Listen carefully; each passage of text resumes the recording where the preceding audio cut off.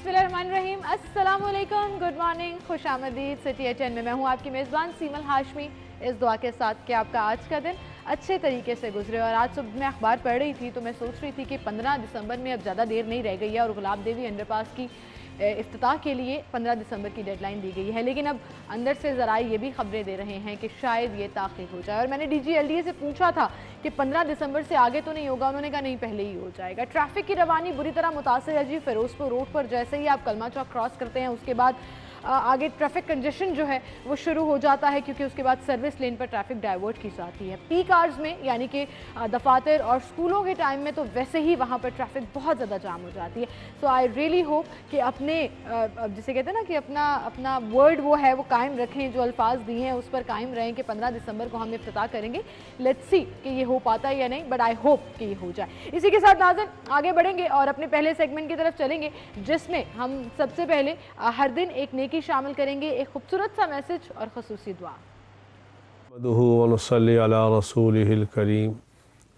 मेरे दोस्तों, बुज़ुर्गों, भाइयों, अगर हम ये चाहते हैं कि अल्लाह ताला हमारी तमाम मुश्किलात को हल फरमा दे तो उसका आसान नुस्खा रसूल अकरम सल्लल्लाहु अलैहि व आलिहि वसल्लम ने इरशाद फरमाया कि जो शख्स कसरत के साथ इस्तिग़फ़ार करता रहता है, अल्लाह ताला उसके तमाम गमों को दूर फरमा देता है। अल्लाह उसे वहाँ से रिज़्क़ देता है जहाँ से उसका गुमान ही नहीं है।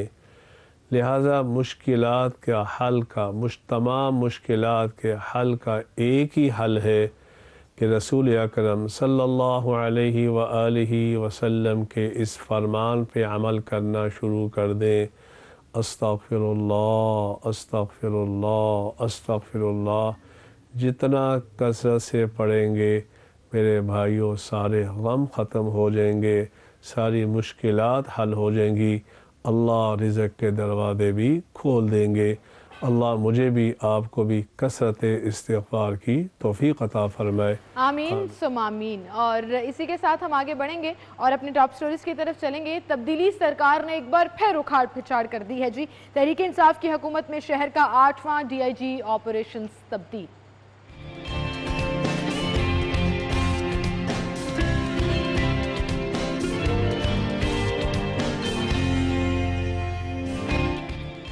गैस कनेक्शन पर पाबंदी, 2,80,000 सारिफीन का इंतजार तवील, सारिफीन के 1.5 अरब डूबने का खदशा। सगिया रोड मंसूबे में तब्दीली, लागत में 63 करोड़ रुपए का इजाफा। LDA ने ज़ेर-ए-सानी शुदा PC1 PNG को भिजवा दिया। होशियार, खबरदार, मोटरवे पर आज से बगैर एमटेक गाड़ियों का दाखिला बंद। ये थी हमारी टॉप स्टोरीज, इनको हम डिस्कस करेंगे। स्टूडियो में हमारे साथ सरिफा 2 के सीनियर रिपोर्टर राव दिलशाद मौजूद हैं। अस्सलाम वालेकुम राव साहब। वालेकुम सलाम। क्या हाल चाल है? अल्लाह का शुक्र, बिल्कुल ठीक। तबीयत ठीक है आपकी? बिल्कुल ठीक, अल्हम्दुलिल्लाह। वो मुझे ऐसा लग रहा था, काफ़ी अर्सा हो गया था कि हमने ऐसी खबर डिस्कस नहीं की थी कि बड़े लेवल पर इस तरह से उखाड़ पिछाड़ हुई, और बड़ा अर्सा से मेरी मुराद 1 महीना हो गया था, तो वो खबर आ गई है जी? नहीं, आप ये चूँकि 8 ऑफिसर्स का तबादला है तो इसलिए आपको लग रहा है, अदरवाइज़ तो यौमिया ये बल्कि आर्ली बेसिस पे तब्दीलियाँ होती रहती हैं। तब्दीली इसी चीज़ का नाम है। हम समझे थे कि तब्दीली आएगी 2018 के इलेक्शन के नतीजे में और वो सस्टेनेबल तब्दीली होगी, उसके समरात अवाम तक पहुँचेंगे और वो दूरस्त तब्दीली होगी। लेकिन वो दूरस्त तब्दीली सिर्फ नारों, सियासी नारों तक महदूद रही, तकारीर तक महदूद रही। आपने तब्दीली की डेफिनेशन को गलत तरीके से ले लिया। असल में तो तब्दीली वो यही करना चाह रहे थे कि अपनी मर्जी के अफसरान लगाएंगे और अगर अपनी हिमा पर वो काम नहीं करेंगे या उनकी नहीं मानेंगे तो तब्दीली हर रोज ऑफिसर्स को तब्दील करना, आप अपने टास्क को किस तरह से अचीव कर सकते हैं। ऑब्वियसली नया अगर ऑफिसर आता है, लेट्स सपोज के अगर एक टास्क आपने दिया है किसी ऑफिसर को और उसके बाद फिर उसको वो टास्क पूरा करने के लिए टाइम भी तो चाहिए, या बगैर टाइम के वो आएगा और जादू की छड़ी उसके हाथ में होगी और रिफॉर्म्स हो जाएंगी। ये पुलिस रिफॉर्म्स करना थी हमने, लेकिन हम तब्दीली की रिफॉर्म्स की तरफ चल पड़े हैं और आए रोज़ हम देखते हैं कि DIG ऑपरेशन लाहौर शहर की सेंसिटिव पोस्ट है, इम्पोर्टेंट पोस्ट है और वहाँ पर आप देख लें कि कितने DIGs मसला ये है कि इस गवर्नमेंट का सबसे ज़्यादा प्रॉब्लम ये है कि ये गवर्नमेंट किसी इस तनाजुर में भी काम नहीं करना चाहती कि हम देख लें कि पिछले 2013 से पहले जो 5 साल थे किस तरह से ऑफिसर्स का जो तबादला था वो और क्या हालात थे उस वक्त। आप और डीआईजी की बात कर रहे हैं, मैं आपको यही कहने लगी थी, आईजी पंजाब ले लें, चीफ सेक्रेटरी पंजाब ले लें, इवन डीसीज ले लें, कमिश्नर्स ले लें। खैर ये तो काफ़ी अर्सा हो गया कि कमिश्नर साहब की सीट वैसे ही इंटैक्ट है, लेकिन 3 सालों में कितने बड़े बड़े तबादले हुए हैं। और ये तो हद ही हो गई ना कि आपने एक दफ़ा पहले भी ये मिसाल कायम की, आईजी पंजाब को 1 महीने बाद चेंज कर दिया, एक दफ़ा हुआ ऐसे, और अभी भी ये डीआईजी ऑपरेशंस को आए हुए सिर्फ 1 माह हुआ था, लेकिन उनका तबादला कर दिया गया, अब वो आईजी इस्लामाबाद जाके। देखिए अभी आपने आईजीज तब्दील कर दिए, तो आप इन ओहदों का क्या आपको फिक्र है कि इनको थोड़े अरसे के लिए काम करने देना है? और अभी आपने देखा है कि जिस नतीजे में इनसे कबल जो डीआईजी ऑपरेशन से उनको हटाया गया, इकबाल टाउन वो जो ग्रेटर इकबाल पार्क का वाक़या था उस पर पुलिस को और किस तरह से किया गया। और फिर हम परफॉर्मेंस की बात करते हैं, जब आप बार बार तब्दीलियां करते हैं तो फिर परफॉर्मेंस भी आपकी हिट होती है।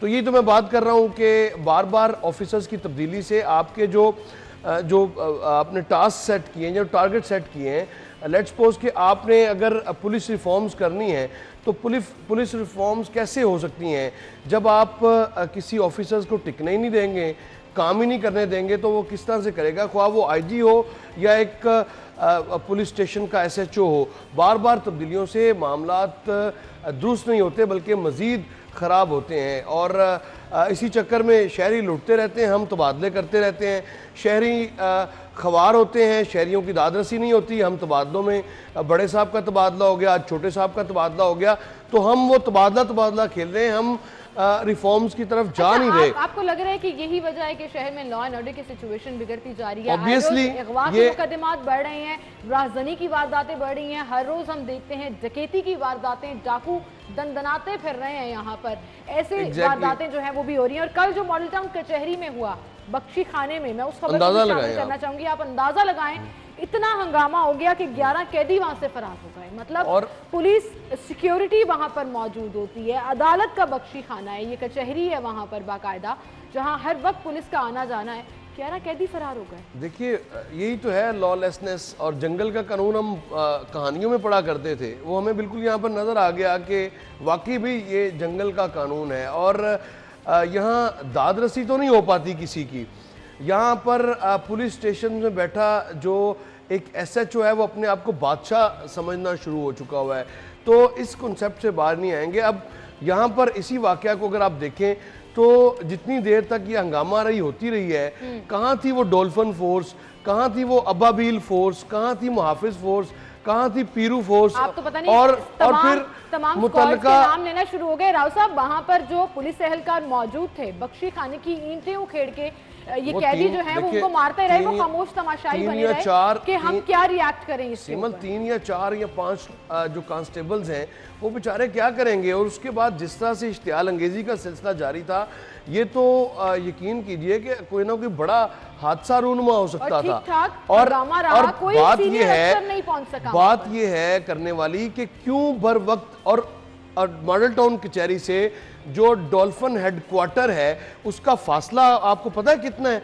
ये वॉल्टन रोड पर डॉल्फिन हेडक्वार्टर का हेडक्वार्टर है, और उसके बाद वहां पर हाजिरियां तो बड़े टाइम पे लगती हैं, वहां पर सारा कुछ चेकिंग तो बड़े तवातर से होती है, लेकिन वहां से 3 मिनट में पहुंच नहीं सकी डॉल्फिन आपकी, वेल इक्विप्ड फोर्स आप उसको कह रहे हैं, लेकिन पहुंच नहीं सकी।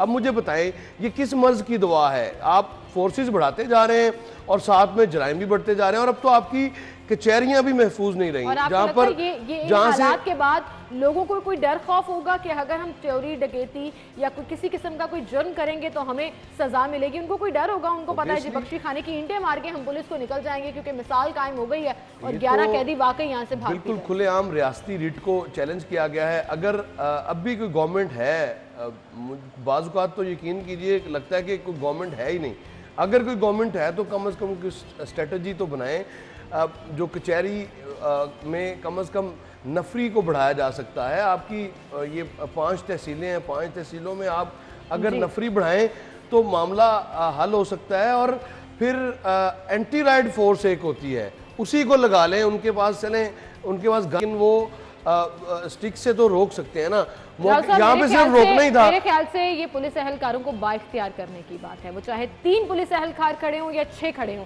अगर वो बाइख्तियार तो वैसे ना काफी थे इनके सामने। मैं एक मिसाल दे रही हूँ ना कि अगर वो ट्रेंड होंगे, बाइख्तियार होंगे, उन्हें पता होगा कि सिचुएशन को हैंडल कैसे करना है, तो आपको पूरी की पूरी नफरी नहीं चाहिए होगी। आप वहां देयर एंड देन सिचुएशन पर एक्ट करके जो है वो काम कर सकते हैं। सियालकोट इंसिडेंट में भी यही हुआ ना, वहां पर पुलिस की नाअहली नजर आ रही है कि सामने हंगामा आराई हो रही है और पुलिस अहलकार खड़े हैं। मुल्क की कितनी बदनामी है, मैं तो हैरान हूं। बिल्कुल सही। और नाज़रीन एक ब्रेक लेंगे, दोबारा हाजिर होंगे।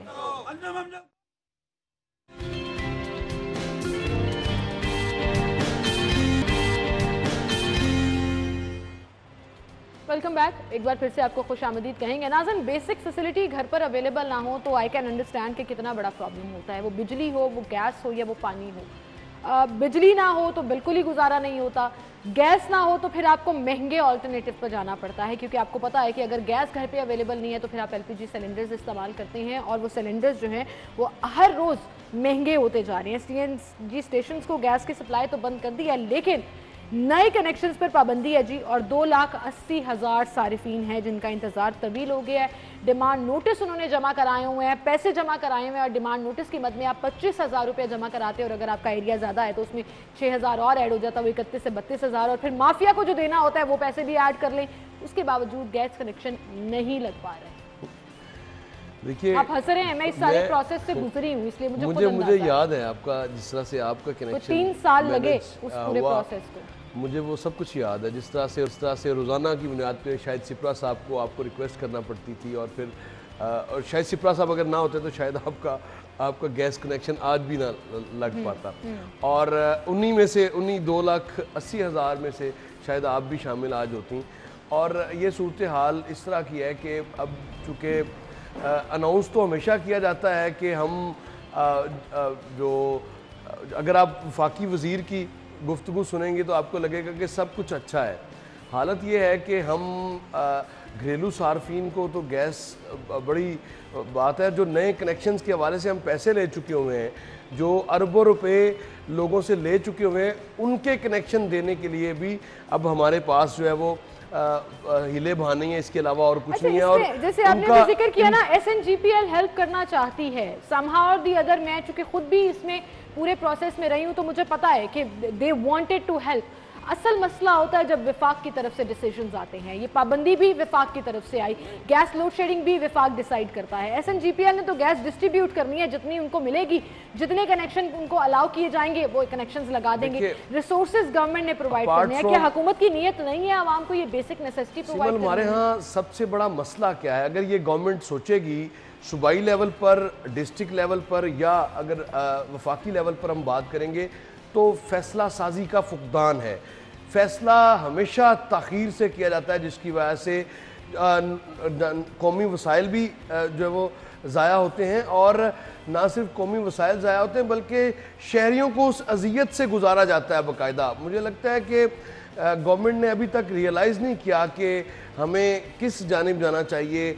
हमें जब LNG जब सस्ती थी तब हमें ख़रीदी नहीं, और नया कोई टर्मिनल 3 साल में नहीं बना। जो टर्मिनल बना उस पर तहकीकात और उसके बाद उसको केसेस बनाकर और उसको भी ऐसे बहुत बड़ी बुराई बनाकर पेश किया जाता रहा कि बहुत बुरा काम कर दिया है साबका हुकूमत ने एक टर्मिनल लगाकर, और नया टर्मिनल कोई लगा नहीं आज तक। अब मुझे बताएं कि आपको ये इस मसले गैस के मसले का कोई ऐसा ये इशू नहीं है कि आपको ये पता ना हो, सब कुछ आपके इल्म में है। आपको पता है कि आपकी जो कंज्यूमर्स हैं वो यौमिया बुनियाद पर बढ़ रहे हैं, और उनको आपने LPG माफिया के रहमो करम पर छोड़ रखा है, जो कि अब 200 और वो भी मर्जी से अब आपको गैस जो है वो फराहम करते हैं। मैं तो ये सोच रही हूँ कि आप किसी से डिमांड नोटिस की मद में पैसे लेते हैं या सर्विस चार्जेस की मद में पैसे लेते हैं तो आप मेक श्योर करते हैं कि उसे वो सर्विस प्रोवाइड की। ऑब्वियसली 1.5 अरब रुपया है ये सारिफीन का जो अदा कर चुके हैं, वो क्या हुआ उस 1.5 अरब का? कहाँ लगाए गए वो? क्या उसका कोई जवाबदेह है? क्योंकि सर्विस तो आप प्रोवाइड नहीं कर रहे, और बड़े आराम से आपने कह दिया कि नए कनेक्शन अब नामुमकिन है क्योंकि अभी पाबंदी लगी हुई है। ये अभी जब इलेक्शन करीब आएगा, लोकल गवर्नमेंट का इलेक्शन जो मुस्तकबिल करीब में होता हुआ नज़र तो नहीं आ रहा, लेकिन जब अनाउंस होता है तो फिर ये देखिएगा कि इस पर ज़्यादा तेज़ी आएगी और एक पॉलिटिकल स्टंट के तौर पर इसको रखा जाता है। माजी में भी ऐसे ही था अब भी, लेकिन माजी में और अब में फ़र्क ये है कि टर्मिनल्स लगे, गैस की लोड शेडिंग सर्दियों में नहीं थी 2018 से पहले। अब आपको 2019, 20 और अब 21 है, दिसंबर है, सर्दियों में गैस नहीं है और गर्मियों में बिजली की लोड शेडिंग का सामना है। मुझे बताइए कि हम आज भी 20 साल पहले के पाकिस्तान में रह रहे हैं, दुनिया बदल चुकी है। और अब चूँकि दिसंबर है, दिसंबर में अगर गवर्नमेंट की जो प्लानिंग डिपार्टमेंट है, अगर जो वसी पैमाने पर प्लान करते हैं या जो रिफॉर्म्स के हवाले से काम करने वाले लोग हैं, अगर उनमें थोड़ा सा भी कोई कौमियत है तो वो कम से कम बांग्लादेश के साथ अपने आप को कंपेयर कर लें, क्योंकि उन्होंने इश्तहार शाया किया है 50 साल गोल्डन जुबली पे, जिसमें उन्होंने कहा कि हमने पाकिस्तान को हर शोबे में पीछे छोड़ दिया है। आप अंदाजा लगाएं, आप बंगाली टके की वैल्यू आप देख लीजिए, आप देखिए आपकी करेंसी और सिर्फ एक दूसरे को फिक्रेबाजी, अगर वफाकी वज़रा भी आएंगे और तानाजनी से काम लेंगे, आप देखिए कि बजाय इसके कि अपनी इस्लाह करें, हमको क्या करना है। आज भी गवर्नमेंट जो है वो प्रेस कॉन्फ्रेंस अच्छा, पे हम यहाँ पर लड़ाई लड़ रहे हैं उन लोगों के लिए जिनके पास गैस के कनेक्शन है ही नहीं, जो इंतजार में बैठे हैं कि उन्हें गैस के कनेक्शन मिलेंगे। और बाय द वे, जिसके ऊपर गवर्नमेंट फोकस करती है कंस्ट्रक्शन साइड या घरेलू साइड, अगर आपके पास गैस कनेक्शन अवेलेबल नहीं है, वो इंडस्ट्री भी ग्रो नहीं कर पाएगी, क्योंकि लोग ऑब्वियसली उस जगह का रुख करेंगे जहाँ पर गैस कनेक्शन अवेलेबल हो। तो रिकंस्ट्रक्शन और नई जो आबादियां हैं वो आबाद नहीं हो सकेंगी। दूसरी तरफ लोग हंस रहे होंगे कि आप नए कनेक्शन की बात कर रहे हैं, हमारे यहाँ पे 30-30 साल से कनेक्शन लग रहे हैं, गैस तो है ही नहीं हमारे पास, इतने पुराने कनेक्शन लगा के हमें भी कौन, वो कहते हैं ना, सानू भी केड़ा फायदा होया जो तो गैस ही नहीं आनी। देखिए गैस के हवाले से आपको पता है सुबह दोपहर शाम का फार्मूला बड़ा डिस्कस हुआ है, उसके बाद और अभी 3 टाइम की अच्छा वो भी करने के बाद गैस उस तरह से नहीं आ रही जो आप माजी में अवेल कर चुके हैं। और गैस की कीमतों की अगर बिल की बात करें तो बिल आपका कई 100 गुना बढ़ चुका है, 346% तक इसमें इजाफा जो है वो अब तक हो चुका है। अब मुझे बताएं कि अगर आप इंडस्ट्रियल सेक्टर को इसमें इग्नोर करते हैं तो आपको इल्म है कि कितनी बेरोजगारी में इजाफा करने जा रहे हैं आप, और जो टारगेट्स अचीव करने हैं आपने वो कैसे कर पाएंगे जो इंडस्ट्रियल सेक्टर है। और फिर आपका इंडस्ट्रियल सेक्टर तो है ही एनर्जी ओरिएंटेड, और इसके अलावा गुजारा हो नहीं सकता आपके। अगर जनरेटर चलने हैं तो वो गैस पे, ऑब्वियसली इंडस्ट्री को गैस चाहिए। तो फिर इस सारे हालात में मुझे नहीं पता कि किस तरह से हम आगे बढ़ सकेंगे। ये रिवर्स गियर ही लगा है, और रिवर्स गियर अल्लाह करे कि ये ज़्यादा देर ना हो। और इस वक्त पॉलिसी साज जो लोग हैं वो होश के नाखून लें और कम से कम सीखें अपने माजी से। अगर माजी से सीखेंगे नहीं तो फिर हम आगे नहीं बढ़ सकेंगे। इसी तरह से हम बजाय इसके कि 2,80,000 की बजाय 4,80,000 कनेक्शंस नए मिलते लोगों को, आज जदीद दौर में हम ये देख रहे हैं कि जो 2,80,000 लोगों ने पैसे दे दिए हुए हैं, पता नहीं किस तरह से लोग डिमांड नोटिस के पैसे जमा करवाते हैं, लेकिन आज भी लोग खवार हो रहे हैं और चक्कर लगाने पर मजबूर है और तवील इंतजार की। डिफरेंस अफसोस के साथ कहना पड़ रहा है कि वहां पर आता है, यहाँ भी अर्ली एरियाज का डिफरेंस है। पोश इलाकों में चूंकि नई पाइपलाइंस हैं, ऐसा नहीं है कि कोई गवर्नमेंट इसके अंदर डिस्क्रिमिनेशन कर रही है, बट ऑटोमेटिकली ये आ जाता है कि नई टर्मिनल्स लग के जो नई गैस पाइपलाइंस हैं वहाँ पर प्रेशर ठीक होता है। अंदरून साइड पर आप चले जाएं और वो इलाके जहाँ पर पुरानी गैस लाइन्स इस्तेमाल हो रही हैं वहाँ लोड शेडिंग भी ज्यादा है और प्रेशर भी कम है, क्योंकि आप जब $4 जब आपको $4 की दस्तयाब थी तो आपने उस वक्त जो ट्रेडिंग नहीं की, उस वक्त आपने ऑर्डर्स नहीं दिए। और उसके बाद ये पूरा एक डिबेट है, ये भरी पड़ी है, इसमें मुतजाद बिना था। जब पकड़े जाते हैं तो आप फौरी तौर पे मेडिसिन के इशू में पकड़े जाएं, आप वजीर को हटा देते हैं और उसके बाद उसकी इंक्वायरी का पता नहीं चलता। जब गैस के हवाले से एम्बेजलमेंट पकड़ी जाए तो आप मिनिस्टर्स को चेंज कर देते हैं। ये लंबी फहरिस्त है, आटा, चीनी, शुगर, ये तमाम चीजें फोरेंसिक से लेकर जुडिशरी इंक्वायरी तक से, और खास तौर पर जब प्राइम मिनिस्टर कह दे कि मैंने नोटिस ले लिया तो फिर तो सब कुछ ही गया। सोच लीजिए कि बस नोटिस ही हो गया। बहरहाल जी, आगे एक ब्रेक लेते हैं, दोबारा हाजिर होंगे।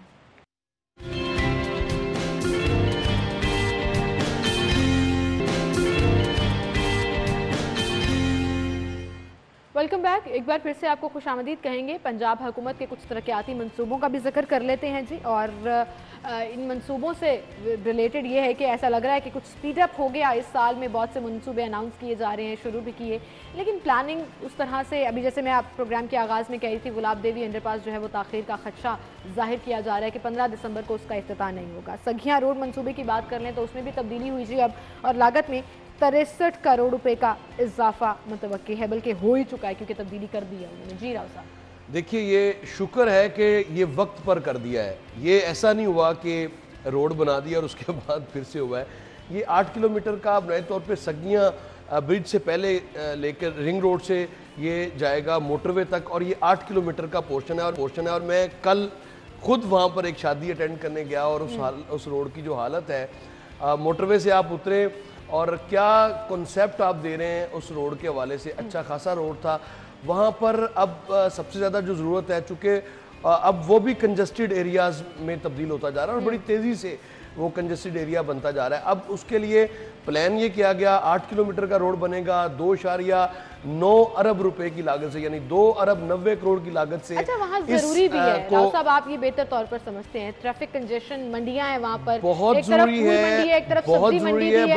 है, बल्कि मोटरवे heavy से traffic वहाँ से आपको गुजरती है। ये शहर को, आपको अगर सगियां से या अंदरून शहर से आपको फौरी तौर पर ये कनेक्ट करता है मोटरवे के साथ, तो बहुत ज़रूरी है। लेकिन इसमें अब जो 3 किलोमीटर का एरिया ऐड किया गया है, ये 3 किलोमीटर का एरिया भी बेगम कोट चौक से ये फूल मंडी चौक तक का एरिया है। और इसको अगर तो यहाँ पर सीवरेज लाइन या ड्रेनेज सिस्टम नहीं बनता तो फिर आप 3 करोड़, अभी ये 3 करोड़ और 63 करोड़ इसमें ऐड करें, ये तकरीबन आप 3.5 अरब रुपए खर्च करने जा रहे हैं। अगर आपने ड्रेनेज सिस्टम ना बनाया तो फिर आपको इस प्रोजेक्ट का कोई फायदा नहीं होगा और ये प्रोजेक्ट 1 साल भी नहीं चल पाएगा। अब 1 साल भी नहीं चल पाएगा। इस पर अब चीफ इंजीनियर 2 मजहर हुसैन खान का यकीनन ये इम्तहान भी है, और इस प्रोजेक्ट को कम से कम 10 साल तक ये सही रहना चाहिए। ये उसी सूरत में रहेगा जब आप प्रॉपर ड्रेनेज सिस्टम और इसकी लॉन्जिविटी जो आप कह रहे हैं वो रिलेटेड इससे है कि आप ड्रेनेज से लेकर कंस्ट्रक्शन तक कोई आपकी जो फोर्सी, जैसे कहते हैं ना कि मंसूबा किस हद तक चलेगा, कितना लंबा चलेगा, वो कम से कम 10-15 साल जरूर होना चाहिए। मैं आपको मिसाल देता हूँ कि जो DHA मेन बुलीवार्ड था, ये 85-86 में इसकी मेन बुलीवार्ड की रोड्स बनी थी, और तब उखड़ी जब जो उसको सिग्नल फ्री करने के लिए सिग्नल फ्री किया गया, तब जाके वो रोड्स उखड़ी थी। यानी कंस्ट्रक्शंस का जो म्यार था वो ये था। और इसी पैटर्न पे आपको जाना चाहिए। वसाइल का ज़िया भी होता है, और फिर जब आप नाकस मनसूबाबंदी करेंगे तो उस पर फिर आप अरबों रुपए लगाने के बाद दोबारा से आपको पैसे लगाने पड़ते हैं, और यही हमारा अलमिया है। इस पर आपको पहले काम करना है, प्रॉपर ड्रेनेज सिस्टम देना होगा, क्योंकि उस एरिया में ड्रेनेज सिस्टम नहीं है, जिसकी वजह से वो रोड बेहतरीन थी लेकिन वो टूट फूट का शिकार है। और अब तो इस कदर खस्ता हाल है कि वहाँ पर ड्राइव आपने इस 5 किलोमीटर के जो पोर्शन है फूल मंडी से लेकर मोटरवे तक का जो एरिया है, खास तौर पर ये इंतहाई खस्ता हाल है। और ये मेन ये आपका फिर लाहौर कराची मोटरवे को भी ये यहाँ से कनेक्ट करती है, और जड़ा वाला रोड जो फैसलाबाद की जानिब जाता है उसका भी ये एंट्री पॉइंट एक किस्म का है। लेकिन ये बहुत खस्ता हाली का शिकार है। यहाँ पर आपको ध्यान से काम करना है, जिस तरह से LOS पर काम किया गया, और आज कम से कम वही बात है राव साहब, अगर ये मंसूबा बेहतर तरीके से प्लान करके कंप्लीट किया जाए तो बहुत से मसाइल हल हो सकते हैं। दुर्र नयाब हमारे साथ मौजूद हैं, उनसे हम बात करते हैं। दुर्र नयाब, कुछ कंसर्न्स शहरियों की तरफ से शो किए जाते हैं, कुछ जर्नलिस्ट जो हैं वो सवाल उठाते हैं। अब 63 अरब रुपए का इजाफा तो हुआ, इससे पहले 2.9 अरब रुपए थे जो खर्च होने थे, जिसकी लागत जो इस मंसूबे की लगाई गई थी। राव साहब कह रहे हैं अगर ड्रेनेज का काम नहीं होगा इसके अंदर तो कोई फायदा नहीं है अरबों रुपए लगाने का। थोड़ी सी डिटेल्स बताइएगा, क्या इसके अंदर सेवरेज और ड्रेन का काम भी शामिल होगा? हाँ जी, मैं बिल्कुल राव साहब की इस्लाह कर दूं, बड़ा जरूरी है। राव साहब तर्बिया करते हैं, लोगों को पता होना चाहिए कि इसमें ड्रेनेज सिस्टम एंटर है, और ड्रेनेज के बगैर ये पहली दफा हुआ है कि वजीर आला ने खुद इंटरेस्ट लिया। और जब ये प्रोजेक्ट पेश किया जा रहा था तो वजीर आला ने खुद ये मीटिंग के दौरान कहा कि भाई पीछे इसका ड्रेनेज सिस्टम किधर है, और शादरा तक सगिया रोड की जो फूल मंडी चौक, उसके बाद फैजपुर इंटरचेंज लेफ्ट इसकी लेग है, राइट लेग जो है वो शादरा मेन रोड तक है। अच्छा, अभी इसमें पहले- इस्लाह की बात नहीं थी दुरे, राव साहब असल में यही कह रहे थे कि पहले नहीं सोचा गया और अब सोचा गया, तो ये एक अच्छी चीज़ है और ये हमेशा हर प्रोजेक्ट में मलहूज़े खातिर रखना चाहिए। अच्छा, आप कभी यहाँ से ट्रैवल करें तो आपको एहसास होगा कि जब सगियां पुल क्रॉस करती हैं आप, तो उसके बाद रोड की जो हालत है बारिश के दौरान आपको नहीं पता लगता, गाड़ियां फंसी रहती हैं और इतने बड़े बड़े गड्ढे हैं। पहली दफा इसकी अज़े से तामीर हो रही है, इसमें रिहेबिलिटेशन नहीं है, इसकी बिल्कुल ब्रांड न्यू रोड जिसे कहा जाता है वो बनेगी और एक्सपेंशन इसकी होगी। उसके बाद ये तकरीबन 11 किलोमीटर टोटल लेंथ है और पहली दफा आप इस चौक को एक अच्छे तरीके से देखेंगे।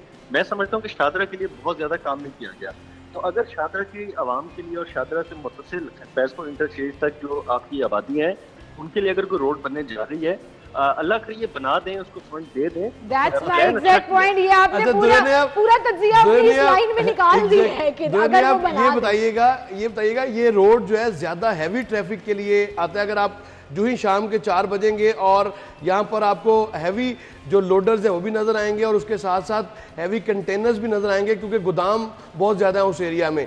तो इसकी जो तामीर है जाहिर है ये नॉर्मल रोड नहीं होएगी, ये एक आप इसको स्टेट ऑफ द आर्ट तो आपने बनाना है, लेकिन इसकी जो म्यार है वो भी वही रखना है कि वो लोड भी बर्दाश्त कर सके, क्योंकि सड़कें तो बनती हैं और उसके बाद फिर हैवी ट्रैफिक को बर्दाश्त नहीं कर पाती। जी बिल्कुल, इसके अंदर जो PC1 के अंदर इन्होंने तजवीज़ की है वो इन्होंने हैवी ट्रैफिक को कैटर करने के लिए रोड बनाने की तजवीज़ की है और 3 अरब 63 करोड़ का ये प्रोजेक्ट है पूरा। और ये इसमें जो इतना पैसा लग रहा है इसकी बुनियादी वजह यही है कि इसका रोड स्टील इंफ्रास्ट्रक्चर जो है वो काफ़ी कॉस्टली होगा और इसलिए कि हैवी ट्रैफिक को ये बर्दाश्त कर सके और आइंदा कम से कम ये जो है वो 20 से 25 साल के लिए हो। बाकी अल्लाह बेहतर जानता है कि किस तरह का काम करते हैं ये तो कबल। अच्छा दुरे, डेडलाइन कुछ दी जा रही है कि ये कितना टाइम लगेगा इसको? अभी तो शुरू होना है लेकिन कंप्लीट होने में, क्योंकि वो भी PC1 में डिसाइड कर लिया जाता है पहले ही।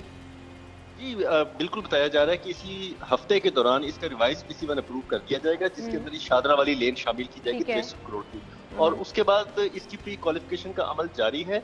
अगले हफ्ते टेंडर होना भी मुतवक्की है। टेंडर होने के बाद 4 से 6 माह के अंदर टाइमलाइन बताई जा रही है कि इसको कंप्लीट किया जाएगा। बड़ी अप टू स्पीड जा रही है हुकूमत। ऐसा लग रहा है कि वाकई में अब जाते जाते वो कुछ अपनी निशानियां छोड़कर जाना चाहते हैं ताकि अगले इलेक्शन में उसको कैश कर सके। लेकिन it is a good thing कि अगर आप उसको स्पीडीली कंप्लीट कर लेंगे और बेहतर मयार के साथ कंप्लीट कर लेंगे तो ना सिर्फ शहरियों को सहूलत मिलेगी बल्कि ऑब्वियसली आपके हिस्से में कुछ पॉजिटिव काम भी आ जाएंगे। बहुत शुक्रिया दुरान, आप हमारे साथ मौजूद थे। राव साहब, गुफ्तगू का सिलसिला हम आगे बढ़ाएंगे, लेकिन नाज़रीन हमें एक छोटी सी ब्रेक लेते हैं, फिर दोबारा हाजिर होंगे। आप हमारे साथ ही रहिएगा।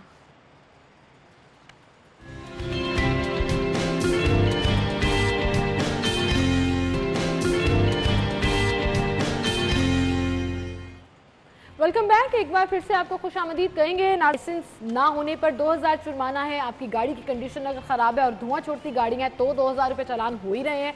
और वो सिर्फ वार्डन्स ही नहीं बल्कि जो है वो माहौलियात के जो ऑफिसर्स हैं फील्ड में वो भी कर रहे हैं। सेफ सिटी भी 1 वे की खिलाफ वर्जी पर भी 2000 जुर्माने कर रहे हैं और अब एम टैग के बगैर गाड़ियों का मोटरवे पर दाखिला नहीं होगा। बिल्कुल, स्मोक के तदारुक के लिए जो इक़दामात करने चाहिए थे बहुत अर्सा पहले वो हम अब कर रहे हैं, लेकिन बहरहाल गाड़ियों की तादाद में कमी लाहौर शहर में इसी सूरत में आ सकती है कि आप लाइसेंस के बगैर गाड़ी जो है वो न इस्तेमाल करने दें, ख्वाह कुछ भी हो। और इसका बड़ा सिंपल कुलिया है, जुर्माने से आगे आपको जाना पड़ेगा। अगर 2000 जुर्माने की बात आप करेंगी तो बहुत सारे लोग ऐसे भी हैं जो बच्चों को गाड़ियाँ देते हैं और बच्चे फिर गाड़ियाँ सड़कों पर लेके आते हैं। उनको 2000 से शायद फ़र्क नहीं पड़ेगा, उनको फ़र्क तब पड़ेगा जब गाड़ी और बच्चा दोनों 72 घंटों के लिए जब बंद होंगे ना, तो फिर उसके बाद फर्क पड़ेगा। ये हम बहुत मरतबा ये तजवीज़ दे भी चुके हैं कि 2000 रुपए के ऊपर ही आ रही है, लेकिन 2000 रुपए इतने दाम को बहुत अच्छा कंसीडर 2000 रुपए इतना मसला नहीं है। आपको एटलीस्ट गाड़ी आप यकीन जानिए या गाड़ी और या फिर आपको ड्राइवर 2000 देना पड़े ना तो आप ड्राइवर को बंद करेंगे कि आप 1 वे की खिलाफवर्जी ना करें या आप लाइसेंस रखकर चलाएं या गाड़ी की कंडीशन बेहतर रखें। टाइम हमारे पास खत्म हो गया, लेकिन आप जो बात कर रहे हैं कि मजीद सख्त इकदाम करने होंगे, मुझे लगता है कि स्टेप बाय स्टेप चलना पड़ेगा, बेबी स्टेप्स लेने पड़ेंगे। फाइन से बात आगे बढ़ेगी तो फिर चीजें जो हैं वो और स्मूथ लाइन होगी, छोटे छोटे स्टेप्स लेने चाहिए। थैंक यू सो मच जी, आप हमारे साथ मौजूद थे। हम चलते हैं एक ब्रेक की तरफ, हेडलाइंस जानिएगा, फिर हाजिर होंगे।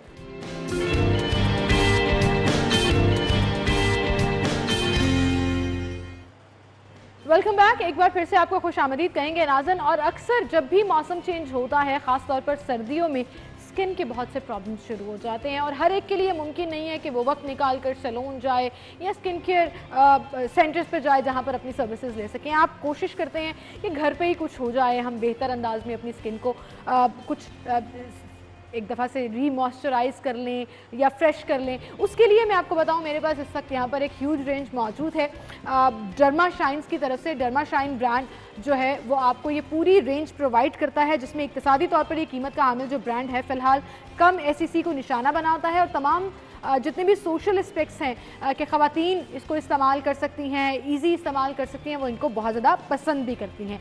और ये पूरी की पूरी ह्यूज रेंज मौजूद है, जिसमें फेशियल मास्क भी है, जिसमें स्क्रब भी है, क्लेंजर है, मसाज क्रीम है, स्किन पॉलिशर है और इसमें फेस वॉश भी मौजूद है। तो पूरी रेंज है जिसमें डिफरेंट नंबर्स दिए गए हैं कि आपने पहले क्या इस्तेमाल करना है, फिर क्या इस्तेमाल करना है, और इसके बाद जो इसमें नेचुरल प्रोडक्ट्स यूज़ की गई हैं वो भी इसके ऊपर बनी हुई है, जिसमें क्यूकम्बर है, फिर स्मूथ रेडिएंट स्किन के लिए ये स्क्रब बेहतरीन कंसिडर किया जाता है। फ्रूट्स जो हैं विटामिन C से भरपूर जो है वो इन तमाम प्रोडक्ट्स के अंदर इस्तेमाल होते हैं। तो आप इसको ऑनलाइन भी परचेज़ कर सकते हैं lipkera.com से। और let's glow together tag line है इसकी, यानी कि आप अपनी स्किन को ग्लो कर सकते हैं एक बेहतरीन अंदाज में खुद घर पर अपनी फैसिलिटी के साथ। इसी के साथ जी हम आगे बढ़ेंगे और अपने अगले सेगमेंट की तरफ चलेंगे। मोबाइल लेने का इरादा हो रहा है तो चलें आपको बताते हैं हम कि रेट्स क्या चल रहे हैं मार्केट में। हमारे पास इनफिक्स की सीरीज़ मौजूद है। इनफिनिक्स में हॉट 10 जो है वो आपको मिलेगा 20,999 रुपये।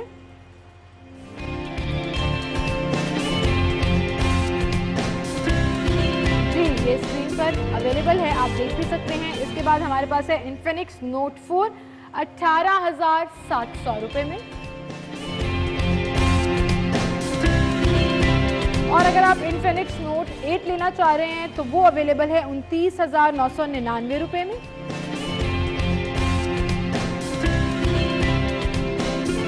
और इनफिनिक्स S5 है जी 20,999 रुपये। आगे बढ़ेंगे, अगला सेगमेंट शामिल करेंगे आज के भाव।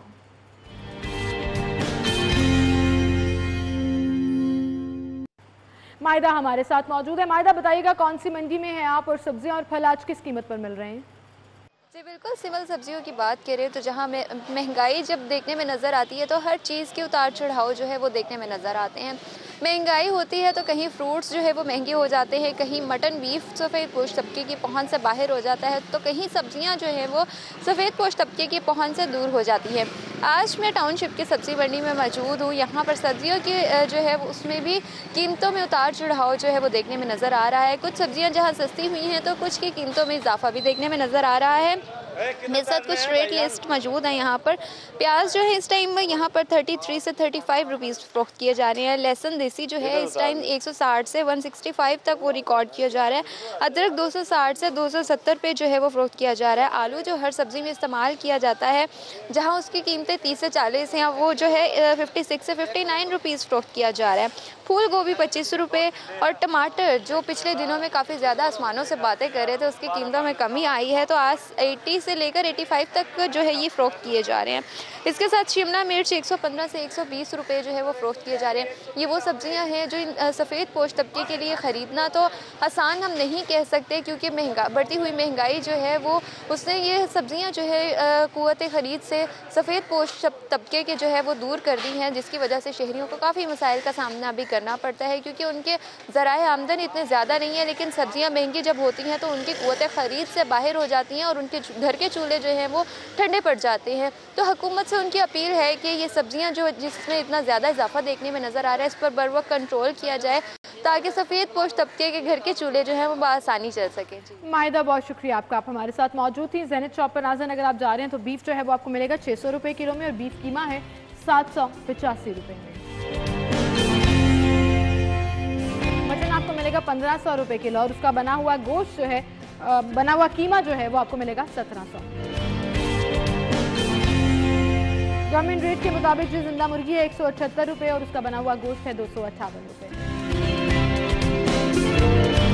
और अंडों की कीमतों की बात बात करें तो रिटेल से अंडे हैं 180 रुपये, होलसेल पर 178 रुपये और ओपन मार्केट पे अंडे अवेलेबल हैं 189 रुपये।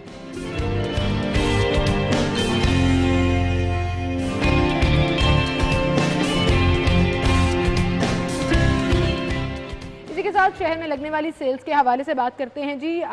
बचत बाजार शामिल करेंगे और देखते हैं कौन कौन से ब्रांड्स पर सेल लगी है।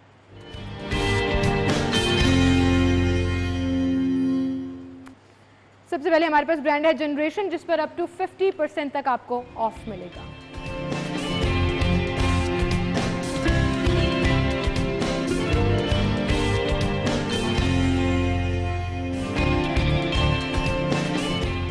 अलकरम अप टू 50% तक off.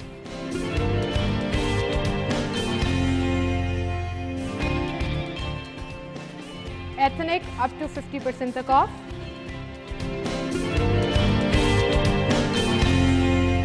Cross culture up to 50% तक ऑफ।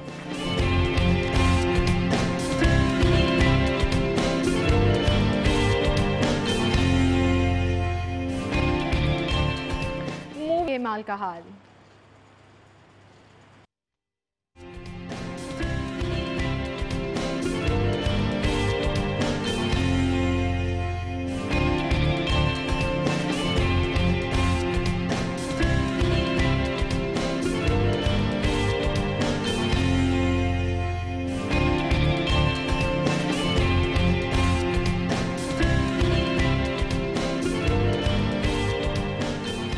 शहर लाहौर के मौसम पर एक नजर डाल लेते हैं जी। आज का मौसम कैसा रहेगा, टुडेज वेदर।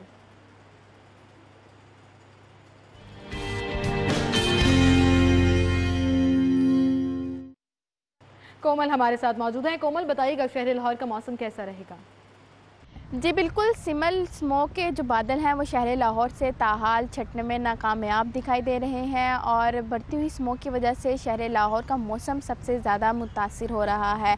और मैं बात करूं आज एयर क्वालिटी इंडेक्स के हवाले से, तो आज भी लाहौर का एयर क्वालिटी इंडेक्स जो है 282 रिकॉर्ड किया गया है, जो कि इंसानी सेहत के लिए बहुत ज़्यादा ख़तरनाक है। मैं बात करूँ शहर लाहौर के मुख्य मकामात के हवाले से, तो मुख्य मकामात जैसे कि टाउनशिप है, वहाँ का एयर क्वालिटी इंडेक्स 400 से भी तजावुज़ कर रहा है, जो कि इंसानी सेहत के लिए ख़तरनाक साबित होने के साथ साथ मौसम पर भी मनफी असरात मुरतब कर रहा है। मौसम जो है, आज मौसम के हवाले से बात कर ली जाए तो इस वक्त जो है सूरज ने आंखें दिखाई हुई हैं, मौसम खुशगवार है, सर्दी की शिद्दत में थोड़ी सी कमी देखने में आई है, लेकिन जो है दर्जा हरारत इस वक्त 12 डिग्री सेंटीग्रेड रिकॉर्ड किया जा रहा है। हवा में नमी का तनासुब जो है वह 70% है और हवा की रफ्तार 2 किलोमीटर फी घंटे के हिसाब से रिकॉर्ड की जा रही है, जबकि महकमा मौसमियात की जानिब से ये इम्कान जाहिर किया जा रहा है दोपहर के औकात में सूरज मज़ीद आंखें दिखाएगा, जो सर्दी की शिद्दत है उसमें मज़ीद कमी देखने में आएगी और दर्जा हरारत जो है वो थोड़ा सा बढ़ेगा। और दिन भर के हवाले से कहा जा रहा है कि कम से कम दर्जा हरारत जो है वो 8 डिग्री रहेगा, जबकि ज़्यादा से ज़्यादा जो है वो 23 डिग्री तक जाने का इम्कान जाहिर किया जा रहा है। माहिरीन की जानिब से ये बताया जा रहा है कि शहर लाहौर के बासियों को तब तक स्मोक का सामना करना पड़ेगा जब तक के जो है सर्दी के साथ साथ जो है शहर लाहौर में बारिश जो है वो रुख नहीं करेगी। बारिश जो ही शहर लाहौर का रुख करेगी, एक तरफ जो है वो सर्दी की शिद्दत में इजाफा देखने में आएगा, लेकिन दूसरी जानिब जो है स्मोक में हमें कमी देखने में आएगी और जो रोज़ ब रोज़ स्मोक की बढ़ती हुई जो आलूदगी है उसकी वजह से जो है बीमारियां फैल रही हैं उस पर भी काबू पाया जा सकेगा। उसके लिए जो है बारिशों का शहर लाहौर में दाखिल होना बहुत ज़्यादा ज़रूरी है, लेकिन महकमा मौसमियात की जानिब से ताहाल जो है वो बारिशों का कोई इम्कान जाहिर नहीं किया जा रहा। और अभी एक ब्रेक लेते हैं, दोबारा हाजिर होंगे, हमारे साथ रहिए।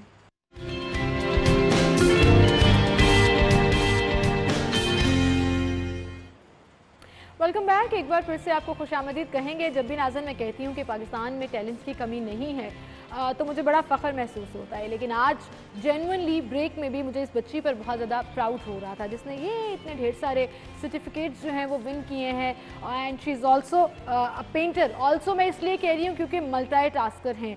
English hand writing competition win किया हुआ है, Urdu creative writing competition win किया हुआ है, इंग्लिश सुपर स्पेलर हैं, उर्दू सुपर स्पेलर हैं जी, इंटरनेशनल कैंग्रो मैथमेटिक्स कॉम्पिटिशन जीता हुआ है और एक लंबी फहरिस्त है। सिर्फ और सिर्फ एकेडमिक साइड पर ही नहीं बल्कि एक्स्ट्रा करिकुलर एक्टिविटीज़ में, जैसे फ़ुटबॉल कंपटीशन जो है इन्होंने गोल्ड मेडल जीता हुआ है उसमें, और फिर सुपरस्टार रिसाइकलिंग जो है उसमें भी फर्स्ट प्राइज़ इन्होंने जीता।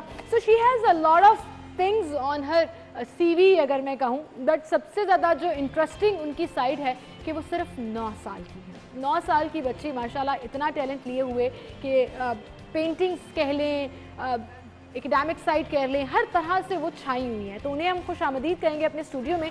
रुमैसा आसिफ हमारे साथ मौजूद हैं। अस्सलाम वालेकुम रुमैसा। वालेकुम सलाम। जितनी आप छोटी सी क्यूट सी हो ना, और आप 5th क्लास में पढ़ती हो, इतने सारे काम कैसे कर लेती हो? इतने अवार्ड्स विन कर लिए, इतने सर्टिफिकेट्स हैं, ये मेरे पास ढेर पड़ा हुआ है जो आपने मुख्तलिफ कॉम्पिटिशन्स विन किए हैं।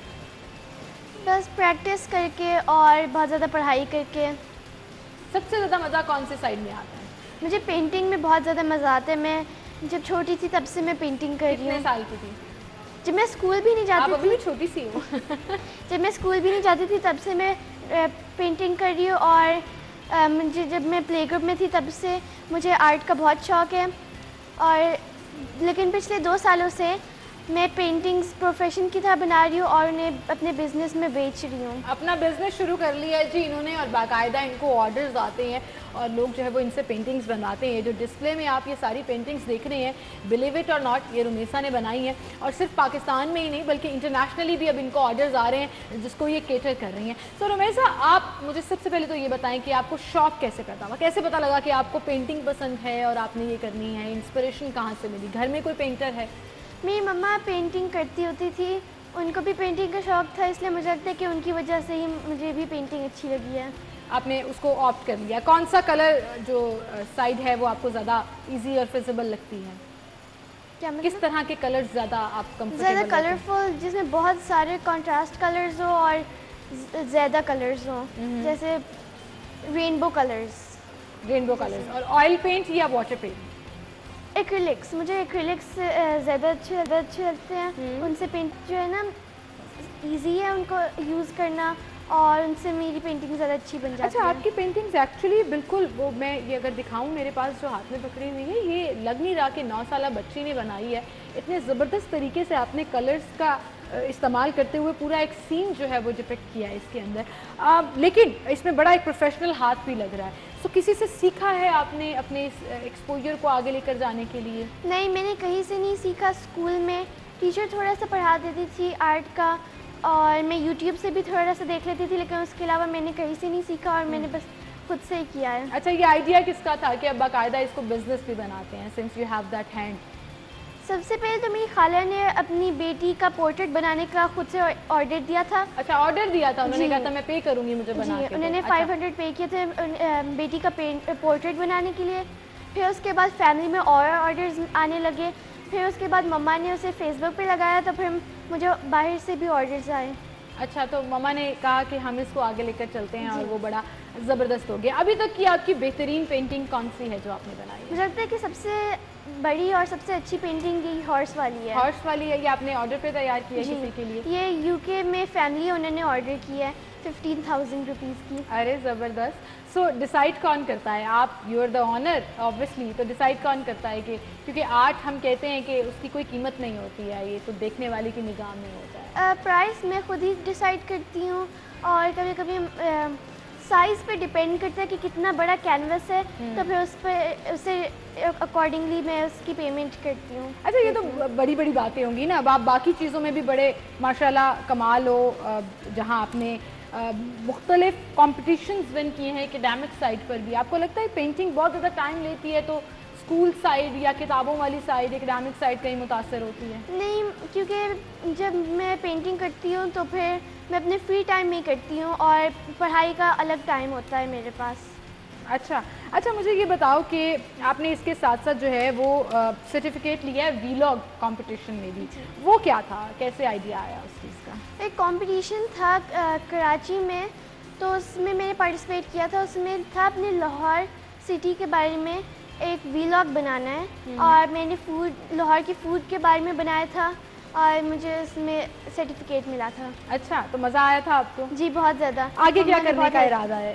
अभी से आपने इतनी बड़ी बड़ी अचीवमेंट्स हासिल कर ली है माशाल्लाह, तो आगे क्या इरादा है आपको? जब मैं बड़ी होंगी तो फिर मैंने एक आर्ट गैलरी बनानी है, जिसमें मैं अपनी सारी पेंटिंग्स डिस्प्ले करूँगी और बेचूँगी भी, और इसके अलावा मैं आर्ट क्लासेस भी दूंगी, लेकिन जो लोग पे नहीं कर सकते उनके क्लासेस के लिए उनका मैं फ्री भी दूंगी। अरे ज़बरदस्त, बड़ा अच्छा इरादा रखती हैं जी आप। और इसमें कितना क्रेडिट आप अपने स्कूल को देना चाहोगी और अपने घर वालों को देना चाहोगी? स्कूल में टीचर भी बहुत सारे आर्ट टाइप्स सिखाए उन्होंने मुझे portrait, landscape, still life, tessellation, silhouette painting और इसी तरह के बहुत सारे आर्ट फॉर्म्स सिखाए हैं।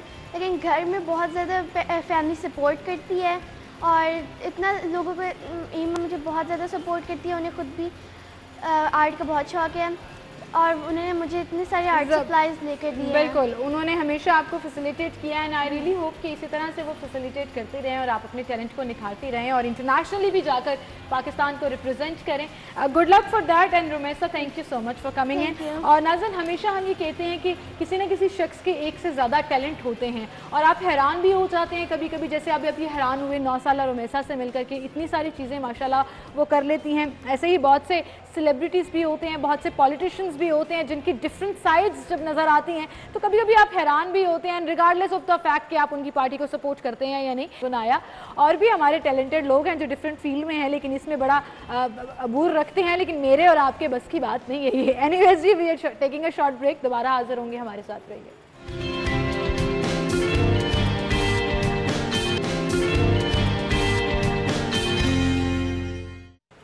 Welcome back. एक बार फिर से आपको खुशामदीद कहेंगे, गुफ्तगू का सिलसिला हम आगे बढ़ाएंगे। जब हम बहुत सी पॉलिसीज़, बहुत से काम कर रहे होते हैं जिससे सिचुएशन हमारी सड़कों की बेहतर होगी, वहीं पर एक बड़ा डिपार्टमेंट है जो अपनी खदमात सर अंजाम दिए हुए है इंसानियत के लिए, इंसानी जानें बचाने के लिए। हम हर रोज़ खबर डिस्कस करते हैं कि गुज़श्ता 24 घंटों में इतने हादसा पेश आ गए और इतने लोग जो हैं वो अस्पताल एडमिट किए गए। उन्हें जो अस्पताल लेकर जाते हैं, जो वो तमाम there and then facilities provide करते हैं, वो डिपार्टमेंट है जी रेस्क्यू 1112, जो ओवर द ईयर क्या फिनोमिनल काम किया है उन्होंने, किस तरह से ग्रो किया है लिमिटेड रिसोर्सेज के बावजूद। उनको ऑब्वियसली हम सैल्यूट पेश करते हैं और ये उनकी मेहनत का ही नतीजा है कि इतने सालों के बाद खुदा न खास्ता जब भी कोई हादसा पेश आता है तो सबसे पहले आवाज़ आती है पूरे क्राउड में से 1122 को फ़ोन करो। सो 1122 के डीजी डॉक्टर रिजवान नसीर हमारे साथ मौजूद हैं। उनसे जानते हैं कि कैसे हम इन हादसात को कम कर सकते हैं और रेस्क्यू डिपार्टमेंट कैसे इन्हें टैकल करता है। अस्सलाम वालेकुम डीजी साहब। वालेकुम अस्सलाम। सर, आपकी क़यादत में जिस तरह से इस डिपार्टमेंट ने ग्रो किया है वो सिर्फ अब पंजाब में ही नहीं बल्कि पाकिस्तान के मुख्तलिफ सूबों में भी नज़र आता है। इंसानी जानें बड़ी कीमती हैं और कॉन्सेप्ट भी यही था इस डिपार्टमेंट को बनाने का। गुज़श्ता 24 घंटों में 1000 से ज़्यादा हादसा पेश आए, कैसे इनको कंट्रोल किया जा सकता है? जी, बड़ी एक 3-4 चीज़ें हैं जो बड़ी इंपॉर्टेंट है। जब हमने रेस्क्यू शुरू कर रहे थे तो आप सोचिए कि अगर आपके साथ कोई हादसा हो जाता था, कौन सा नंबर था जो आप डायल कर सकते थे। लोग घबराते थे कि कोई मेडिको लीगल केस बन जाएगा जब आप मदद करेंगे, तो लोग बड़े परेशान होते थे और घबराते थे लोग, इवन हाथ लगाते हुए कि जाएंगे तो हमारा नाम डाल दिया जाएगा एज ए विटनेस और हम एक मेडिको लीगल केस में जो है वो इन्वॉल्व हो जाएंगे। सो आपको बिठा लिया जाता था कि शायद आपने किया हो, तो एक बड़ा मुश्किल अमल था। खैर रेस्क्यू शुरू हुई, कोई चीज़ बंदा मानता नहीं था कि अमेरिका नहीं, आप 911 की बातें करते हैं, 999 ये पाकिस्तान है। अल्लाह का शुक्र है कि वहाँ पे आज एक सर्विस शुरू हुई जो डेली बेसिस पे तकरीबन 4000 से ज़्यादा जो है एमरजेंसीज़ के ऊपर तकरीबन आज मैनेज करती है और तहसील लेवल तक पहुँची और उसके बाद दूसरे सूबों में भी जा रही है और पूरे जनूबी एशिया के लिए आज पहली सर्विस है जिसको अक़वाम मुत्तहिदा ने सर्टिफाई किया। तो अल्लाह का शुक्र है कि हमने ये चीज़ यहाँ पर की। अब जब हम डेटा देखते हैं तो ऑब्वियसली रोड ट्रैफिक क्रैशेज जिस तरह आपने कहा 1000 से ज़्यादा हैं। मैं समझता हूँ क्राइम में वीकेंड पे ये 2000 से जी, तो क्राइम में इतने लोग नहीं होते, ना जख्मी होते हैं ना उनकी डेथ होती है, बट इतना बड़ा नंबर है ये। और उसमें से 536 के करीब अगर मैं सिर्फ कल के देखूँ वो से जो सीरियसली इंजर्ड हुए जिनको अस्पताल दाखिल होना पड़ा। तो ये अरबों रुपए का ऑब्वियसली एक लॉस उधर भी है उसकी फैमिली के साथ। और इसमें कौन लोग हैं जो मुतासर होते हैं? हर कोई, ज़्यादातर 80% इसमें मोटरसाइकिल है और मोटरसाइकिल वाला एक अगर 15,000 रुपये कमा रहा है या ज़्यादा 30,000 कमा रहा है तो 90% लोग जो हैं वो आपके 30,000 से कम कमाने वाले लोग हैं। तो जब वो जाता है उसकी पूरी फैमिली रुक जाती है। मैंने ऐसे लोग देखे, जब मैं खुद डॉक्टर जिस वक्त जिसने मुझे मोटिवेट किया ये चीज़ें शुरू करने पे, कि हमने देखा कि लोगों ने आके अपनी टांग कटवा ली कि सिर्फ वो वापस जाके अपनी फैमिली के लिए कमा सके। उसके मल्टीपल उसके फ्रैक्चर थे, 1-2 साल इलाज में लगने थे, उसने जाके अपनी टांग कटवा के आर्टिफिशियल लेग लगवा ली ताकि वो जाके इलाज कर सके। हर बंदा, शायद हर मोटरसाइकिल वाला जिस वक्त ये निकलता है वो ये नहीं सोचता कि मेरे साथ हादसा होगा, लेकिन ये फिगर्स 1000 ट्रैफिक हादसा आता है। सिर्फ एक गाड़ी साइड से लगनी है, नुकसान मोटरसाइकिल वाले का ज़्यादा होना। इसमें दुनिया में अब उन्होंने ये सोच बदली है, उन्होंने कहा ये हादसा नहीं होता, ये रोड ट्रैफिक क्रैश है। बिकॉज ये 4 मेन वजूहात हैं जिसकी वजह से होता है। सबसे पहली वजह है ड्राइवर। अगर ड्राइवर सही तरह ड्राइविंग नहीं कर रहा जिसमें लाइसेंसिंग का पूरा एक निज़ाम है, जिसमें वो देखते हैं कि क्या वो एक जिम्मेदार ड्राइवर है या नहीं है, उसको सड़क पे होना चाहिए या नहीं होना चाहिए। ये तो नहीं कि वो अपनी ज़िंदगी को खतरे में डालेगा और दूसरों की ज़िंदगी भी खतरे में डालेगा। ऐसे लाइसेंस नहीं, बाहर आपको यस मुश्किल तरीन मरहला है। आप UAE जाएँ, किसी भी अरब ममालिक में जाएँ, आप यूरोप चले जाएँ, अमेरिका चले जाएँ, बाकायदा एक पूरा प्रोसीजर होता है जिससे आप गुजरते हैं और वो देखते हैं कि आपके अंदर वो सेंस ऑफ रिस्पांसिबिलिटी। दूसरी चीज़ है कि आपकी गाड़ी सेफ है या नहीं। तीसरी जो है वो आपकी सड़क जो है वो सेफ है या नहीं। आज अल्लाह ताला का शुक्र है कि पाकिस्तान के अंदर एक बहुत अच्छा रोड नेटवर्क है, बहुत अच्छी सड़कें हैं, कुछ होंगी जो थोड़ी बहुत ही खराब है, बट ओवरऑल और बहुत बेहतर है। सो आज अच्छी सड़कें हैं। सो अब जिस चीज़ के ऊपर हमें मेन फोकस करने की ज़रूरत है वो रह गया कि हमने सबसे ज़्यादा, क्योंकि हादसा हमारे हम एविडेंस बेस्ड अगर देखें, ये जो हमारे रिजल्ट्स हैं उस पर 80% मोटरसाइकिल से रिलेटेड। अच्छा सर, ये बड़ा आसान होता है लोगों के लिए इल्ज़ाम लगा देना। वही मोटरसाइकिल वाले ये कहते हैं जी हम पे इल्ज़ाम लगा दिया जाता है, गाड़ी वाले ने भी हम पे इल्ज़ाम लगाना है कि हमारी गलती है। फैक्ट्स एंड फिगर्स क्या कहते हैं, क्या वाकई दे आर एट फॉल्ट? देखिए 80% जो हादसा हैं उसमें मोटरसाइकिल इन्वॉल्व। तो इसका मतलब कि ठीक है, अब नुकसान किसका होता है सबसे ज्यादा? वो भी मोटरसाइकिल वाले का होता है। अगर वो एहतियात से चलाएगा तो फायदा किसका है? मोटरसाइकिल वाले का है। तो ये देखिए, इसमें कोई हमें उसमें तो इल्जाम तराशी में तो पढ़ना नहीं है ना, इल्जाम तराशी में पढ़ना है कि जी गलती उसकी है या कुछ और। हम तो यहाँ पे देख रहे हैं फायदा किसका है। फायदा अगर आप देखिए, अगर मोटरसाइकिल वाला एक स्लो स्पीड पे चलता है और साइड लेन में जानता है, मैं बल्कि अपील करूंगा उनके घर वालों से, उनकी कोई माएँ देख रही हैं, बीवियाँ देख रही हैं, बेटियाँ देख रही हैं, कि अपने जो भी आपका अजीज जो मोटरसाइकिल चला रहा है उससे ये वादा लें, कि मैं बार बार कहता हूँ वादा लें और वादा लें कि वो साइड लेन में चलेगा और अपनी स्पीड 30-40 से ऊपर नहीं रखेगा। मैक्सिमम हद रफ्तार 50 से। हम सीधी 70s जो है ना वो 100 पे चलाने की अगर आप ये नहीं करेंगे, गाड़ियों के दरमियान में जा रहे हैं और तेज जा रहे हैं, सिर्फ एक गाड़ी से आपने थोड़ा सा लगना है, तो फिर आप घर या अपने काम पे जाने की बजाय सीधा अस्पताल जाएंगे और खुदा ना खास्ता अगर उससे ज्यादा सीरियस इंजरी है तो फिर कब्रिस्तान। बिल्कुल सही। तो मेरी, अगर आपको अजीज है, नहीं अजीज तो फिर उनको कहें जितना तेज चला सकते हैं तेज चलाएं, लेकिन अगर आपको अपने घर वाले अजीज हैं, वो मोटरसाइकिल पे बाहर निकल रहे हैं, तो उनसे कहें साइड लेन में जाएं, गाड़ियों के दरमियान मत चलें और अपनी स्पीड आहिस्ता रखें कि खुदा ना खास्ता अगर कभी मोटरसाइकिल आपकी स्लिप हो या कोई हादसा हो तो उसमें आपके सीरियस इंजरी कि जिसको अस्पताल जाना पड़े और माजूरी हो जिसकी वजह से, या खुदा ना खास्ता आपकी डेथ हो जाए, वो वाला मामला नहीं होगा। तो सबसे ज़्यादा अगर मैं समझता हूँ आज एक चीज़ में उठाऊँ और एक चीज़ के ऊपर फोकस करना चाहें तो वो अगर हम जो है स्पीड मोटरसाइकिल की कम कर लें, क्योंकि अब वैसे भी इलेक्ट्रिक बाइक्स हैं, अब सारी चीज़ें कॉन्सेप्ट्स आ गए। चाइना ने इसी तरह कम किया, चाइना के पास बहुत ज़्यादा थे, उन्होंने इलेक्ट्रिक बाइक जब से लाए स्पीड को कम किया, उनके हादसा बेहतर हो गए। और इसमें मुख्तलिफ डिपार्टमेंट भी रोल प्ले करते हैं। जैसे ट्रैफिक डिपार्टमेंट है वो रूल सेट करता है, ये कैंपेन चलाता है, वो हेलमेट की हो या जी हमारी नहीं। देखिए कैंपेन चलाना एक अलग बात है, कैंपेन से काम नहीं दुनिया। जो हमारी सबसे ज़्यादा ज़रूरी चीज़ है वो इन्फोर्समेंट ऑफ लॉ है। अगर कवानीन बने हैं उनके ऊपर आप अमल दरामद नहीं कराते, मसलन अगर आपका जो भी कवानीन उसके ऊपर इन्फोर्समेंट ज़रूरी है। जब इन्फोर्समेंट आपने कराई, मोटरवे के ऊपर अगर आप जाएं वहाँ पे इन्फोर्समेंट होती है, लोग लेन भी रखते हैं, लोग सीट बेल्ट भी पहनते हैं। जैसे ही आप मोटरवे से उतरते हैं और कहते हैं अब मैं पाकिस्तान आ गया हूँ, तो ये सिर्फ बात है एक, क्योंकि वहाँ ये नहीं चलता, ये जरा बात करें, वहाँ ये चलता है ये आपका। और मैं समझता हूँ कुछ चीज़ों से जब से वीडियो ये मॉनिटरिंग शुरू हुई है, पुलिस ने कैमरा से पिक्चर्स वगैरह, उससे ही इमीडिएटली लोगों में बिहेवियर में फ़र्क हुआ। सो ये चीज़ें डूएबल हैं और ये चीज़ें माशाल्लाह की हैं। कई बहुत सारे हमारे पास अच्छी एग्जांपल्स हमारे यहीं पे मौजूद हैं। सो आई एम श्योर कि जब हम ये करेंगे तो, क्योंकि और क्राइम में भी किसी और में इतने लोग ज़ख्मी, माजूर या उनकी डेथ नहीं होती जितने लोग इस ट्रैफिक क्रैशेस में जो हैं वो आज माजूरी के बाइस। बिल्कुल सही। लेकिन वहीं पर सर मैं एक चीज़ विद ऑल ड्यू रिस्पेक्ट आपसे थोड़ा सा डिसएग्री करूंगी कि कैंपेन से ये होता है लोगों को एक रिमाइंडर मिलता रहता है, ये भी बड़ा ज़रूरी होता है, जहाँ पर आप कोच करते हैं वर्स्ट केस सिनेरियो और लोग अपने आप को फिर उससे बचाने के लिए एहतियात करते हैं। सो मुख्तलिफ डिपार्टमेंट के साथ आपका कोई इरादा है आगे कोलैबोरेशन करके ऐसे कैंपेन्स करने? आगाही करना तो एक हर वक्त राइट है, वो तो स्कूल से शुरू कर दें, वो लोगों में कर दें, लेकिन वो आगाही करके जब का मतलब मोटरवे पे जाते हैं आपको पता है कि आपका चालान होगा और आपको एक्सेप्शन नहीं मिलेगी। अवेयरनेस है, तो अवेयरनेस है। सो एक है आपकी अवेयरनेस कि आप जानते हो कि सही ड्राइविंग क्या है। हाँ, उसके बारे में हमें ड्राइविंग में अवेयरनेस देनी है। वहाँ पे मैं आज समझता हूँ जितना मीडिया एक्टिव है कि किस लेन में आपको जाना चाहिए, कैसे करना चाहिए, अगर आपने मुड़ना है तो किस तरह मुड़ना है, ये पूरा अब हम चूंकि इतने सारे लोगों को हम लाइसेंस फौरन नहीं दे सकते और उनको ये हम ट्रेनिंग भी नहीं दे सकते, लेकिन इंशाल्लाह हमारा मीडिया इतना वाइब्रेंट है, इतना एक्टिव है, तो उसमें मैं मीडिया से भी बल्कि सिटी 42 से ही मैं कहूँगा कि लीड ले इसमें और अपना एक 5 या 10 मिनट का सेगमेंट रखे कि किस तरह से आपने चलना है, ट्रैफिक के बारे में, अवेयरनेस के बारे में एक सेशन जो है वो अगर ऑर्गेनाइज कर दें तो ये एक बहुत अच्छा एक होगा जिसके साथ हम लोगों में अवेयरनेस ला सकेंगे। So awareness yes,